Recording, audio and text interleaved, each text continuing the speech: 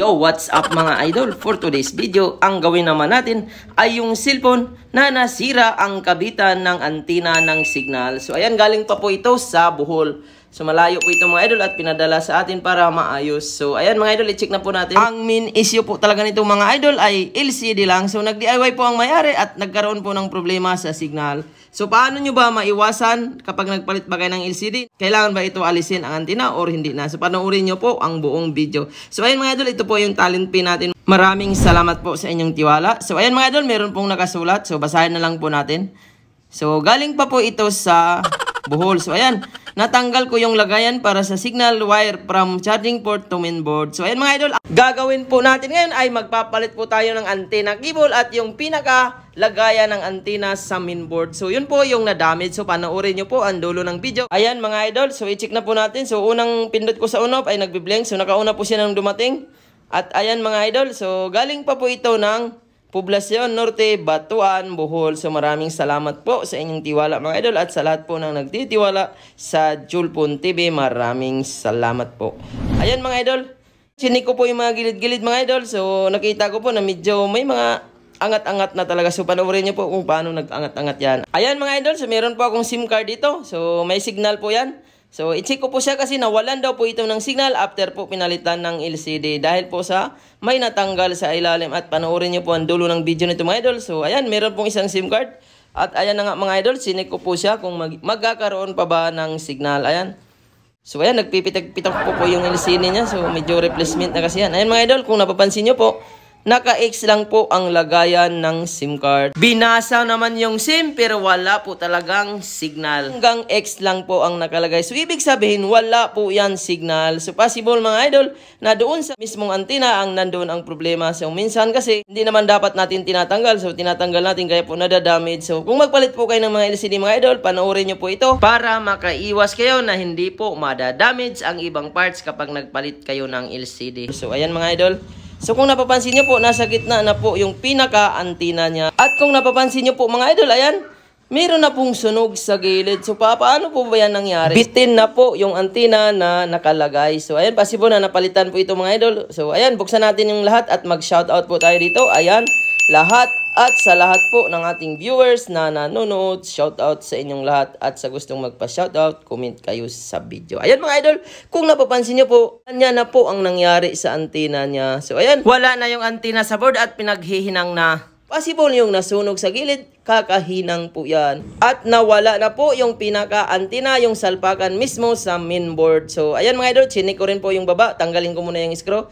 At ayan mga idol, marami pong kulang talaga na screw nito. Pati sa taas pala mga idol, merong 2 screw na kulang at sa baba, 3 na lang ang screw. So mamaya mga idol, i-kompleto na rin natin yan para maganda naman ang ating pagkagawa. So mga idol, natanggal ko yung ilalim. So ang taas po ang na-damage mismo sa board. So yun po yung dapat natin iwasan mga idol. Kung magpalit lang po kayo ng mga LCD pala nito, huwag nyo na pong tanggalin ang pinaka-antenna. So hindi na po yan tinatanggal talaga ang antenna mga idol. So dapat ang tanggalin ng mulang dyan yung battery. So nandyan po nakakunik sa ilalim ng battery ang LCD. So yun na po ang tanggalin nyo kapag nagpalit kayo ng mga LCD ng mga ganitong model. So ang model nito ay Realme C25. Ayan mga idol, so kung napapansin nyo po talaga, sunog na po yung pinaka-frame niya. So possible yan, nung paghinang-hinang po yan ay hindi tinanggal sa pinaka-board. Nakakabit siya sa frame. So ang mangyari nung nasusunog talaga siya. So kung napapansin nyo siya, itim-itim na talaga. So yan, tinister ko mga idol, yung linya ng signal po yan. So nandyan po nakakabit ang pinaka-antenna. So ayan, palitan po natin yan mga idol para kahit i-DIY mo to ay pwede siya kung magpalit ka lang naman ulit ng LCD. Kasi pwede naman po ito i-jumper mga idol. Kaso lang, kapag tinanggal mo po siya ay possible na madamage na naman siya. So ang kailangan po natin dito, magpalit po tayo ng antenna cable at yung pinakasalpakan ng antenna sa mainboard. Ayan mga idol, naglagay po ako ng soldering paste para doon madali natin mailagay ang pinaka-antenna. Ayan mga idol, yan po yung antenna cable niya. So maiksi na, hindi na po yan pwede ibalik. So ang kailangan natin dito, palitan po natin ng buong antenna. At ayan mga idol, dito po ako naghanap ng antenna na galing sa mismo sa board. So ayan mga idol. So halos lahat po ng mga scrap board ay merong ganito mga idol. Importante po yan talaga mga idol. Kapag yan po ay natanggal ay wala na po talagang signal ang inyong cellphone. So ayan, tanggalin ko muna yung camera kasi i-diretso na natin yan paglagay. So tanggalin na po natin ito mga idol.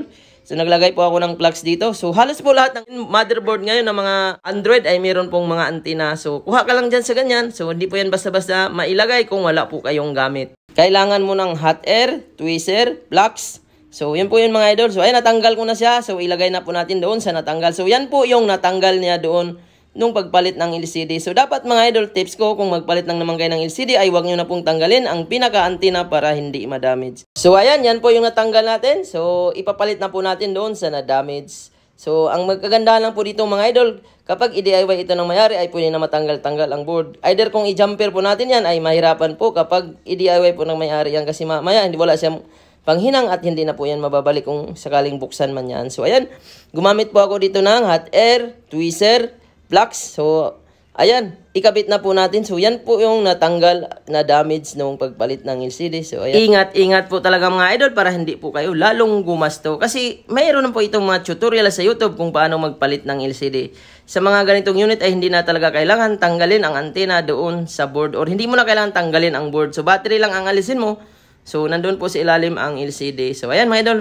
Ito po yung finished product natin. So, ayan. Original din po yan na antenna. So, galing po yan sa board. Balik na natin ang camera at itis natin yan mamaya kung nagkakas-signal na ba. At satisfied ba tayo dito sa ginawa natin mga idol. So, ayan.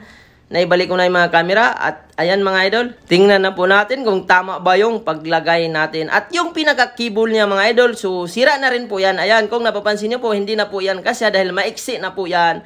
Ayan, kung napapansin nyo po, hindi na po yung kasya doon sa ilalim. Kasi dalawa po yung pinagsasalpakan nito, baba at taas. At buti na lang, mayroon din po akong antenna na galing mismo sa Realme phone. So, ayan. So, matagal na po itong na-stack dito. So, kinahuyan ko na ito. Buti na lang, ang antenna ay hindi ko na itapon. At ayan, yun po yung nilagay ko nito mga idol. So, Realme model din po ito. So, pare-pares lang po yan ng mga antenna. Ayan mga idol, kung napapansin nyo po, yung ipapalit natin ay medyo mahaba at yung kanina ay maiksi na po yan, kakahinang po yan.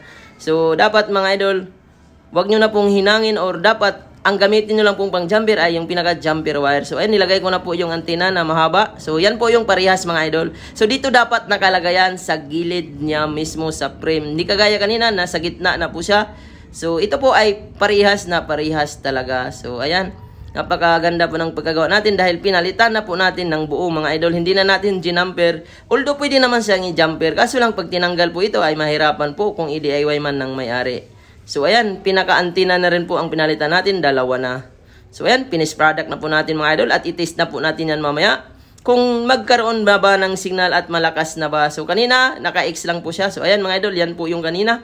So, wala na pong gamit yon, ipatapon na po yan. So, ayan, ibalik ko muna yung mga screw at ang daming kulang nito mga idol. Sa taas, 2 ang kulang at sa baba, 4 na ang kulang na screw. So, ayan, nilagyan ko mga idol, libre na lang ito. Para naman mas maganda ang ating pagkagawa dahil ang laki po ng tiwala ng may-ari nito, napakalayo po nito. Galing pa po ng Bohol, papunta ng Maynila. So, ayan, pati po sa taas mga idol ay kulang din po ng 2 screw. Nilagyan ko na rin yan. Kinompleto ko na po yan para kumpleto Ricardos naman tayo. So, ayan mga idol, ang antenna po niya ay talagang nakalagay doon mismo sa gilid. So, safe na po yan kahit mabagsak-bagsak ay hindi yan napuputol. So, ayan, nag-apply din ako ng adhesive para hindi magalaw-galaw ang battery mga idol. So, importante po yan. Kung wala po yan pandikit ay pwedeng magalaw-galaw ang battery at minsan napupunit ang clicks.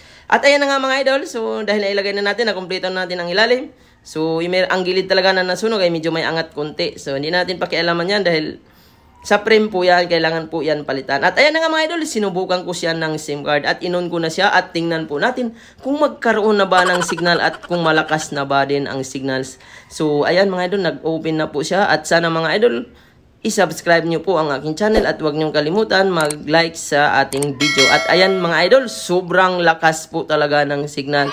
100% satisfied. Kasi 2 na po ang nilagay natin at sigurado ako dito, hindi na po ito masisira ang signal. Ayan mga idol, sobrang lakas ng signal, naka 4G kaagad. At ayan, okay naman yung touchscreen. Wala nang problema. At sana nakakuha kayo ng idea sa paggawa ng ganitong problema mga idol. At sana suportaan nyo po ang aking video. Huwag kalimutan mag-like, mag-share at mag-subscribe sa ating channel. Maraming salamat po. At wala na po talagang gamit ang antenna nito. Yan po ay tinatawag na antenna cable. So 2 po ang na-damage. So yan, na-solve na po natin lahat. Maraming salamat po sa panonood.